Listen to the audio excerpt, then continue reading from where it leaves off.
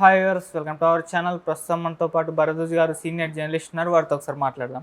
Sir నమస్కారం. నమస్తే. Sir Mohan Babu గారు ఒక వివాదంలో చిక్కుకున్నారు సార్. ఆయన యూనివర్సిటీ పైన విద్యార్థుల తల్లిదండ్రులు విద్యార్థులు ఎన్నో ఆరోపణలు చేస్తున్నారు, పీడించుకు తింటున్నారని కూడా చెప్తున్నారు. ఒక తిరుగుబాటు అయితే మొదలు పెట్టారు. ఒకప్పుడు మోహన్ బాబు గారు విద్యార్థులను పట్టుకొని ప్రభుత్వానికి అగెనిస్ట్ గా ధర్నాలు చేశారు సార్. ఇప్పుడు అదే విద్యార్థులు ఆయన పైన తిరుగుబాటు చేస్తున్నారు. అంటే ఏం జరుగుతుంది అక్కడ కాలేజీలో? మరి ఈ ఆరోపణల పైన ఆయన ఇప్పటివరకు అయితే ఇంకా రెస్పాండ్ అవ్వలేదు. మీరేం చెప్తారు సార్ ఇష్యూ పైన? అంటే జరుగుతున్నటువంటి వ్యవహారాలు, కనిపిస్తున్నటువంటి వినిపిస్తున్నటువంటి విశేషాల ప్రకారం అది అక్కడ వాళ్ళు ఏం చేస్తున్నారు, ఫీజులకు సంబంధించిన మోత మోగుతోంది అనేది ఒకటి. రెండోది సౌకర్యాలు ఆ లెవెల్లో లేవు. ఫీజులు ఏ లెవెల్లో ఉన్నాయో సౌకర్యాలు ఆ లెవెల్లో లేవు అనేది వాళ్ళ ఆరోపణ చేస్తున్నారు. పేరెంట్స్ అసోసియేషన్, టెక్నికల్ ఎడ్యుకేషన్లో పేరెంట్స్ అసోసియేషన్ ఉంది. దానికి సంబంధించినటువంటి ఆఫీస్ బేరర్స్ మీడియా ముందుకు వచ్చి మాట్లాడారు. ఈశ్వరయ్య అని ఆయన ఎవరో మాట్లాడారు ఆల్రెడీ. ఆయన చెప్పింది ఏంటంటే వీళ్ళు కాలేజీ బస్సెస్లో కూడా ప్రాపర్గా అకామిడేట్ చేయలేకపోతున్నారు స్టూడెంట్స్ని. నిలబడి దాదాపు 45 నిమిషాలు జర్నీ చేయాల్సినటువంటి పరిస్థితులు ఉన్నాయి. అలాగని ఫీజుల్లో తగ్గింపులు అవేం లేవు అనేది ఒకటి. రెండోది, మోహన్ బాబు గారు తరచూ చెప్పేది ఏంటంటే చాలామందికి ఉచితంగా విద్య అందిస్తున్నామని. ఆ శాతం చాలా తక్కువ అనేది ఇప్పుడు వీళ్ళు మాట్లాడుతున్నారు కొత్తగా. అంటే బయట నుంచి ఎలిగేషన్స్ చేయటం కాదు, లోపల నుంచి విమర్శలు రావటం అనేది ఇప్పుడు ఇబ్బంది పెడుతోంది. రెండోది, ఫ్యాకల్టీ బాగాలేదు అనేది ఇంకొక విమర్శ. ఫ్యాకల్టీ బాగుండటం లేదు, కంటిన్యూషన్ ఉండటం లేదు, వాళ్ళు చేరిన కొంతకాలంలోనే వెళ్ళిపోతున్నారు, దీంతో స్టూడెంట్స్ సఫర్ అవుతున్నారు అనేది ప్రధానమైనటువంటి అకాడమిక్ విమర్శ. దానికి రీజన్ ఏమిటి, ఏం చెప్తున్నారు వీళ్ళంటే శాలరీస్ ప్రాపర్గా లేవు అనేది ఒకటి. ప్రాపర్గా లేవు అనే దానిలో రెండు సెన్సెస్ ఉన్నాయి. ఒకటేమో అప్ టు ది మార్క్ లేవు అనేది ఒక గొడవ అయితే, ఇంకొక గొడవ ఏంటంటే ఇవి ప్రాపర్గా ఇవ్వటం లేదు అంటే ఒక డేట్ని ఇవ్వటం లేదు, ఏదో టైంలో ఇస్తున్నారు అనే తరహా ఆరోపణ ఒకటి. ఇందులో వాస్తవాలు ఉన్నాయా అవాస్తవాలు ఉన్నాయా అనేది వేరే గొడవ. ఈ పేరెంట్స్ కమిటీ నుంచి బయటకు వచ్చినటువంటి ఎలిగేషన్స్ ఇవి తప్పైతే తప్పని చెప్పి వాళ్ళు డినై చేయొచ్చు. రెండోది, చాలా సందర్భాల్లో మాకు ఈ సమస్యలు ఉన్నాయి చెప్పుకోవాలి మీతో అని చెప్పి కనుక వెడితే వైస్ ఛాన్సలర్గా మోహన్ బాబు గారే ఉన్నాడు ఆ యూనివర్సిటీకి. ఈయన 92లో విద్యా సంస్థలు ప్రారంభించాడు. ఏది శ్రీ విద్యా నికేతన్ అనే పేరుతో ప్రారంభించారు. ప్రారంభించిన తర్వాత ఆ రోజుల్లో ఆయన అంటే డెడికేటెడ్గానే సర్వీసెస్ అందించే ప్రయత్నం చేశారు అనేది ఆ రోజుల్లో ఎస్టాబ్లిష్ అయినటువంటి వార్త.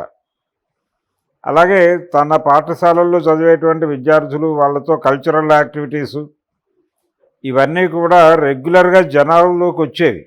ఆ వీడియోసు ఫోటోలు ఆయనే విడుదల చేసేవాడు. అలాగే ప్రతి సంవత్సరం కూడా ఒక అక్కడ ఇది జరిగేది. ప్రతి ఇయరు అకాడమిక్ ఇయర్ చివరిలో ఒక ఫంక్షన్ జరిగేది. దానికి సినిమా సెలబ్రిటీస్ వెళ్ళేవాళ్ళు. చిరంజీవి గారు కూడా వెళ్ళాడు ఒకసారి. ఇలా ఆయన అక్కడ విద్యార్థులతో చాలా మమేకమై విద్యార్థుల కోసమే తాను ఉన్నట్టుగా కనిపించేవాడు. దానిలో చాలామంది అంటే గతంలో విద్యా వ్యవస్థలో పనిచేసిన చాలామంది రిటైర్డ్ పీపుల్ కూడా ఉండేవారు అక్కడ. ఇలా నడుపుతున్నటువంటి వ్యవస్థ మీద సడన్గా ఈ ఆరోపణలు రావటం, అంటే రీఎంబర్స్మెంట్, ఫీజు రీఎంబర్స్మెంట్ వ్యవహారానికి సంబంధించి ప్రభుత్వం తాత్సారం చేస్తోంది అనే ఆరోపణతో ఆయన గతంలో తెలుగుదేశం పార్టీ ప్రభుత్వ హయాంలో ఆయన రోడ్డు మీదకి వచ్చి ధర్నాలు చేసిన మాట వాస్తవం. అప్పుడు విద్యార్థులు ఆయనతో పాటు కలిసి కదిలారు. ఇప్పుడు కండిషన్ ఏంటంటే ఏదన్నా ఇష్యూ ఉండి కాలేజీలో వైస్ ఛాన్సలర్ గారికి చెప్పుకోవడానికి ప్రయత్నం చేస్తే అక్కడ బౌన్సర్లు గెంటేస్తున్నారు అని. మోహన్ బాబు గారి ప్రధాన వ్యాపారం విద్యారంగమే. ఆయన శ్రీ విద్యా నికేతన్ ప్రారంభించిన నాటి నుంచి ఆయన రకరకాల పేర్లతో వేరు విద్యాసంస్థలు ప్రారంభించారు. హైదరాబాదులో కూడా వాళ్ళ విద్యాసంస్థలు ఉన్నాయి. అయితే వీటన్నిటినీ ఒక అంబ్రెల్లా కింద తీసుకొస్తూ వీళ్ళు మోహన్ బాబు యూనివర్సిటీ అనే పేరుతో ఒక వ్యవస్థని ఏర్పాటు చేశారు. అది అటానమస్ బాడీ, వాళ్ళే నిర్ణయాలు తీసుకోవచ్చు. అటానమస్ బాడీగా ఎప్పుడైతే అది డిక్లేర్ అయిపోయిందో అక్కడి నుంచి లోపల కొంచెం అరాచకాలు జరుగుతున్నాయనే వార్తలు అప్పుడప్పుడు వస్తున్నాయి, కానీ ఎవరు సీరియస్గా ఖండించడం కూడా జరగలేదు అట్నుంచి. ఇప్పుడు కొంచెం సీరియస్ ఎలిగేషన్స్ చేశారు. చేయటం మాత్రమే కాదు, వీళ్ళు కేంద్రంలో ఉన్నటువంటి టెక్నికల్ బోర్డుకి లెటర్లు రాశారు. దాంతోపాటు ఆంధ్రప్రదేశ్ విద్యాశాఖ నిర్వహిస్తున్నటువంటి టెక్నికల్ ఎడ్యుకేషన్కి సంబంధించిన శాఖ నిర్వహిస్తున్నటువంటి లోకేష్ గారికి కూడా ఒక పిటిషన్ ఇచ్చారు. ఈ పిటిషన్ల మీద ఎవరు ఎలా స్పందిస్తారు అనేది చూడాలి. ఇక్కడ లోకల్ టెక్నికల్ ఎడ్యుకేషన్ డిపార్ట్మెంట్కి కూడా వీళ్ళు ఒక లేఖ సమర్పించారు. ఇవన్నీ ఈ వ్యవస్థలన్నీ ఈ శ్రీ విద్యానికేతన్ అంబరిల్లా కింద ఉన్నటువంటి ఈ మోహన్ బాబు యూనివర్సిటీ మీద ఏ చర్యలు తీసుకుంటారు, చర్యల కంటే ముందు వీళ్ళు వెళ్ళి అక్కడ పరిశీలించాలి. వీళ్ళు చేసినటువంటి ఆరోపణల్లో వాస్తవాలు ఉన్నాయా అనేది పరిశీలించాలి. అక్కడికి వెళ్ళి వాళ్ళతో మాట్లాడాలి. వాళ్ళని కూర్చోబెట్టి మాట్లాడాలి. ఎక్కడ హర్ట్ అయ్యారు వీరు, ఎవరెవరు కంప్లైంట్ ఇచ్చారు అంటే. చాలా సందర్భాల్లో ఏం జరుగుతుందంటే ఒకళ్ళిద్దరు విద్యార్థులు సఫర్ అయ్యి ఇది మొత్తం అక్కడే ఉంది వ్యవస్థ అంటే దానికి వేరే ఇతర కారణాలు కూడా ఉండొచ్చు. అంటే వీళ్ళ విద్యార్థుల్ని కూడా వాళ్ళతో కూడా మాట్లాడాల్సి ఉంటుంది డెఫినెట్గా విచారణలో భాగంగా. అలా విద్యార్థులతోనూ యాజమాన్యంతోనూ కూడా మాట్లాడి ఒక సమగ్రమైనటువంటి నివేదిక ఇచ్చేలాగా ఒక కమిటీని వేయాల్సిన అవసరం ఉంది. వాళ్ళంతటి వాళ్ళు బయటకు వచ్చి మాట్లాడచ్చు. మోహన్ బాబు గారు ఒక ప్రెస్ మీట్ పెట్టి మాట్లాడవచ్చు గాక, అంత మాత్రం చేత ఈ సమస్య పరిష్కారం కాదు. వీళ్ళు ఎలాగూ ప్రభుత్వాన్ని అప్రోచ్ అయ్యారు, స్టేట్ గవర్నమెంట్ని అప్రోచ్ అయ్యారు కాబట్టి ఇమ్మీడియట్గా స్టేట్ గవర్నమెంట్ చొరవ తీసుకుని ఒక కమిటీ వేసి వాళ్ళని ఎంక్వైరీ చేయమంటే లోకల్గా ఉండేటువంటి వాళ్ళతోనే వేయచ్చు. వేసి ఎంక్వైరీ చేయమంటే వాళ్ళు ఎంక్వైరీ చేసి ఒక నివేదిక ఇస్తారు. దాని ప్రకారం ఏ చర్యలు తీసుకోవాలో అప్పుడు ఆలోచించాలి. ఇమ్మీడియట్గా చర్యలు తీసుకోవటం కుదరదు. దీనిలో ఈ ఎలిగేషన్స్ ఎందుకు వచ్చాయి, దీనిలో ఏవైనా ఫాల్స్ ఎలిగేషన్స్ ఉన్నాయా, లేకపోతే వేరే ఉద్దేశాలతో ఏదైనా అంటే మోహన్ బాబుని టార్గెట్ చేయడం కోసం ఈ ఆరోపణలు చేస్తున్నారా అనే దానికి సంబంధించి కూడా ఒక క్లారిటీ ఇవ్వాల్సిన అవసరం ఉంది.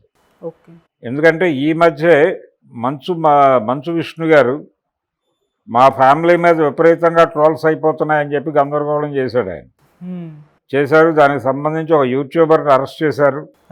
అంటే మా సినిమా రిలీజ్ అవుతుంది, ఇప్పుడు వారి సినిమా రిలీజ్ ఉంది కన్నప్ప రిలీజ్ టైంలో మా కుటుంబం మీద అటాక్ చేయడానికి ప్రయత్నాలు చేస్తున్నారు అని ఒక ముందస్తు పిటిషన్ ప్రజా కోర్టులో వేశాడు ఆయన.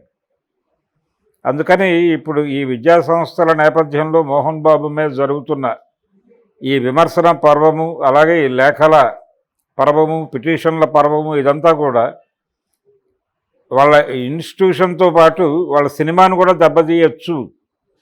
ఆ దిశగా ఈ బ్యాడ్ చేయటం అనేది మొదలైంది అని అంటే వాళ్ళు ప్రపంచం ఇబ్బంది పడుతుంది. అందుకని ముందస్తుగా ఒక కమిటీని వేసి దీనిలో నిజాలు ఏమిటో తేల్చేసి, ఒకవేళ దీనిలో నిజాలు ఉన్నాయని తేలితే మేనేజ్మెంట్ని శిక్షించవచ్చు. అధికారం ఎలాగూ ప్రభుత్వానికి ఉంటుంది. అలాగే వీళ్ళు కూడా ఎలాగూ టెక్నికల్ బాడీస్ దగ్గరికి వెళ్ళారు. టెక్నికల్ బాడీస్ అయినా కమిటీని వేసి విచారణ చేయవచ్చు. ఏదైనా విచారణ తర్వాత వచ్చినటువంటి నివేదిక ఆధారంగా వీళ్ళ మీద చర్యలు తీసుకుంటే అప్పుడు ఇంకా వాళ్ళు ఆర్గ్యూ చేయటానికి ఏముండదు. ఎంతమంది విద్యార్థులు బయటకు వచ్చి ఎలిగేషన్స్ పెట్టారు, ఎంతమంది పేరెంట్స్ వచ్చారు. ఈ పేరెంట్స్ అందరూ వచ్చి మొత్తంగా వ్యవస్థ ఒకటి ఉంది, పేరెంట్స్ అసోసియేషన్ అనే ఒక వ్యవస్థ ఉంది. ఆ వ్యవస్థని కదిలించగలిగారంటే ఎక్కువ మందే వచ్చి చెప్పుంటారు. అంత ఎక్కువ మందిని ఇబ్బంది పెట్టారా లోపల అనేది చూడాలి. ఒకటి, విద్య వ్యాపారంగా మారిపోయినటువంటి సందర్భం మనకు తెలుసు చాలా స్పష్టంగా. ఇక్కడ తల్లిదండ్రుల గొడవ ఏంటంటే వీళ్ళు ఫీజులు తీసుకుంటున్నారు, బస్సుల్లో ప్రాపర్గా అకామిడేట్ చేయటం లేదు. దీంతోపాటు ఊళ్ళో ఉన్నటువంటి డే స్కాలర్స్ని కూడా మధ్యాహ్నం భోజనం స్కూల్లోనే చేయాలంటున్నారు, అంటే కాలేజీలోనే చేయాలంటున్నారు. ఇది అదనపు భారం అవుతోంది మాకు అనేది కొంతమంది ఎలిగేషన్. అంటే చాలా సందర్భాల్లో చాలా స్కూళ్ళు ఇంటెన్సివ్ కోచింగ్ అనే పద్ధతిలో 24 అవర్స్ అక్కడే పెట్టుకుని వాళ్ళు వాళ్ళ కంట్రోల్లో పెట్టుకుని విద్యని గడిపే ప్రయత్నం చేస్తున్నారు. ఆ సందర్భంగా మీరు మార్నింగ్ పంపించేయండి, మొత్తం మేమే చూసుకుంటామని కూడా కలెక్ట్ చేస్తున్నారు డబ్బులు. అలా వీళ్ళు మధ్యాహ్నం భోజనం వరకే చేశారు, కొంచెం లిబరల్గా ఉన్నట్టే లెక్క. మిగిలిన చాలా ఇన్స్టిట్యూషన్స్ డే స్కాలర్ల దగ్గర నుంచి కూడా మెస్ ఛార్జీలు భారీగా వసూలు చేస్తున్నాయి ఈ కార్పొరేట్ విద్యా సంస్థలు. విద్యారంగం, వైద్య రంగం ఈ రెండూ ప్రైవేటైజ్ అయిపోయిన తర్వాత, ప్రైవేటైజ్ అయ్యి ప్రైవేటు విద్యారంగం మాత్రమే వర్ధిల్లుతుంది అనేటువంటి ఇండికేషన్ బలంగా వచ్చిన తర్వాత ఆ టైంలో పెట్టాడు ఈయన.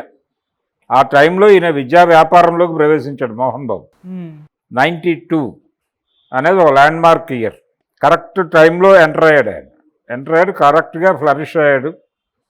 ఆయనకి మంచి ఫలితాలే వచ్చాయి విద్యారంగం నుంచి. విద్యారంగం అనేది పాడియావు లాంటి వ్యాపారం అని గుర్తించారు వారు. అందుకనే చాలా ఇన్స్టిట్యూషన్స్ పెట్టారు. మంచు విష్ణు గారి వ్యాపారం కూడా ఎడ్యుకేషన్ లైన్లోనే ఉన్నాడు ఆయన. స్కూళ్ళ వ్యాపారం అనేది చాలా అద్భుతము. అంటే మీరు ఒక ఇంగ్లీష్ మీడియం స్కూలు హై లెవెల్లో, హై ప్రొఫైల్లో పెడితే, ఒక హైఫై లొకాలిటీని టార్గెట్ చేసి కనుక పెడితే డెఫినెట్గా పిల్లలు వచ్చి చేరిపోతారు, నో ప్రాబ్లం అనే పద్ధతిలో వీళ్ళు వ్యాపారం చేస్తున్నారు. కాబట్టి ఈ వ్యాపారాల మీద, ఇది విద్యా సేవ అని చెప్తారు కానీ సేవ ఏం కాదు, ఇది వ్యాపారమే. ఈ వ్యాపార సంస్థలు ఎక్కడైనా నష్టాలు వస్తున్నాయంటే అవి ఆ నష్ట నివారణ మీద కేంద్రీకరణ పెరుగుతుంది తప్ప యువతల వాళ్ళు సఫర్ అవుతున్నారో లేదా అనేది పట్టించుకోరు. ఇప్పుడు ఒక లోపల తిరగడానికి ఒక ట్రాన్స్పోర్ట్ వ్యవహారం ఏర్పాటు చేస్తారు, బస్సులు లోపల తిరగడానికి.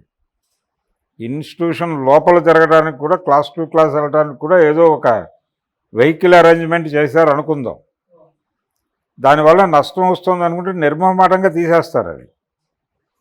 ఇది స్టూడెంట్స్ని ఇబ్బంది పెడుతుంది అనేది పట్టించుకోరు. ఇక్కడ లాభాపేక్ష ప్రధానం. వీళ్ళేమి చారిటీ, వాళ్ళు చెప్తారు ఓపెన్గానే, మేము చారిటీ చేయటం లేదు అనేది చాలా క్లియర్గా చెప్తారు గొడవ అయిపోయిన తర్వాత. అందుకని దానికి సంబంధించినటువంటి ఇబ్బందులు ఏమి ఉన్నాయి వాళ్ళకి అనేది కూడా ఈ కమిటీ విచారించాలి. ఏవైతే ల్యాప్సెస్ అంటున్నారో వీళ్ళు, దానికి సంబంధించి ఎందుకు అలా చేస్తున్నారు అనేది విచారణ చేసి వాళ్ళ దగ్గర నుంచి ఇన్ఫర్మేషన్ తెలుసుకొని దాన్ని పబ్లిక్ డొమైన్లో ఉంచి నిర్వహించాల్సిన కేసు ఇది. ఎలా జరుగుతుంది అనేది చూద్దాం. మోహన్ బాబు అయితే ప్రస్తుతం అంటే విద్యాదాతగా ఆయన ఒక పాపులారిటీని గెయిన్ చేశాడు. ఆయన ప్రతి సినిమాలోనూ దీనికి సంబంధించిన యాడ్ వేసేవాళ్ళు ఆ రోజుల్లో. ఈ శ్రీ విద్యానికేతన్ కోసం ఆయన ఎంత పరితపిస్తోంది ఒక యాడ్ వేసేవాళ్ళు. ఇప్పుడు చాలా విస్తరించింది వ్యాపారం. సో దీని మీద ఆయన ఏమన్నా ప్రెస్ మీట్ పెడితే ఓకే, లేదంటే కనుక కమిటీ వేసి నిజాలు నిర్ధారించాల్సిన బాధ్యత లోకేష్ గారి మీద ఉంది. సార్, గతంలో మోహన్ బాబు గారు విద్యార్థులను తీసుకుని ప్రభుత్వానికి అగెనిస్ట్ ధర్నాలు చేశారు సార్. ఆయన మళ్ళీ ఈయన కాస్త జగన్మోహన్ రెడ్డి గారికి ఫేవర్లో ఉన్నారు. ఈ రెండు కారణాల చేత ఇప్పుడు టీడీపీ గవర్నమెంట్ కూడా సీరియస్గా తీసుకుంది అని అన్నారు. ఎవరు చెప్పారు? ఆయన గతంలో ఫీజు రీఎంబర్స్మెంట్ కోసం రోడ్డు మీదకి వచ్చి గొడవ చేశాడు. నేను ఇందాక చెప్పాను ఆ విషయం. అయితే వైఎస్ఆర్సీపీతో ఏమి సన్నిహితంగా లేరు. మన ఎన్నికల్లో వాళ్ళు ఏం ప్రచారాలు ఏం చేయలేదు, దూరంగానే ఉన్నారు, డిస్టెన్స్ మెయింటైన్ చేశారు. అలాగే ఆ మధ్య వాళ్ళ ఇంట్లో ఏదో మ్యారేజ్ జరిగితే ఏదో వెడ్డింగ్ కార్డు ఇవ్వడం కోసం చంద్రబాబుని పర్సనల్గా కలిసి మాట్లాడారు. ఆ ఫోటో కూడా బయటకు వచ్చింది, వైరల్ అయింది. అంటే మళ్ళీ ఈయన తెలుగుదేశం వైపు టర్న్ అవుతున్నాడా వైసీపీ నుంచి అని కూడా ప్రచారం జరిగింది. ఫైనల్గా ఆయన ఎటు పోలేదు. పాలిటిక్స్ పట్ల నేను విముఖంగా ఉన్నాను అన్నాడు, అదే స్టాండ్ మీద ఉన్నాడు. ఆయన పూర్తి కాన్సన్ట్రేషన్ ఎడ్యుకేషనల్ ఇన్స్టిట్యూషన్స్ మీద పెట్టేసి దాదాపుగా ఆయన ఒక రకమైనటువంటి వానప్రస్థాశ్రమంలో ఉన్నానని చెప్తున్నాడు ఆయన. అయితే ఆయన సినిమా ప్రయత్నాలు దాదాపు ఆపేశాడు, ఇంకా నటన అనేది లేదు అనే వాతావరణంలోకి వస్తున్నాడు ఆయన. మళ్ళీ సినిమాలు చేస్తాడేమో తెలియదు. అంటే ఏదైనా ప్రత్యేకమైన క్యారెక్టర్లు చేస్తే చేయొచ్చు, ఆయన వయసు సహకరించినంతకాలం. సో ఆయన ప్రస్తుతం ఆయన కేంద్రీకరణ అంతా అక్కడే ఉంది. ఇప్పుడు ఈ గొడవలో ఆయనే కీలకం అని అనుకోవడానికి కూడా లేదు. ఎందుకంటే ఆయన అంతసేపు కేటాయిస్తున్నాడా అక్కడ అనేది ఒక డౌట్. ఇందులో కొన్ని అంటే ఇప్పుడు ఈ బౌన్సర్లు దాడి చేశారు, ఇలాంటిది ఏదైనా ఏదో ఒకేషన్లో ఆయన అక్కడ ఉన్నప్పుడు ఏమైనా జరిగిందేమో. కాబట్టి ప్రతిదీ నిగ్గు తేల్చాల్సిన అవసరం ఉంది. వీళ్ళు చేసిన ఆరోపణల మీద, ఫీజు స్ట్రక్చర్ మీద కూడా ఆరోపణలు ఉన్నాయి. వీటన్నిటి మీద ఒక దర్యాప్తు కమిటీ వేయాల్సిన బాధ్యత ప్రభుత్వానికి ఉంటుంది. జనరల్గా ఎలిగేషన్ వచ్చాక ముందు విచారణ జరపాలి కదా, విచారణ జరిపాక కదా నిర్ణయాలు తీసుకునేది. ఆ ప్రయత్నం ఏదైనా లోకేష్ గారు చేస్తారేమో చూడాలి. ప్రస్తుతం అంటే చంద్రబాబుతో వాళ్ళకి బంధుత్వం కూడా ఉంది. అవును. మోహన్ బాబుకి బంధుత్వము ఉంది, మిత్రత్వం కూడా ఉంది. ఆయన 82లో జరిగినటువంటి ఎన్నికల్లో